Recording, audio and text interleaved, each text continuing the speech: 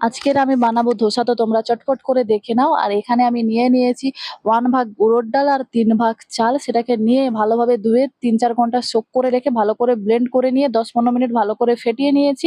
তারপর সেটাকে ওভারনাইট রেখে দিয়েছিলাম। এটা দেখতে পাচ্ছ সুন্দর একটা ফার্মেন্টেড হয়ে গেছে।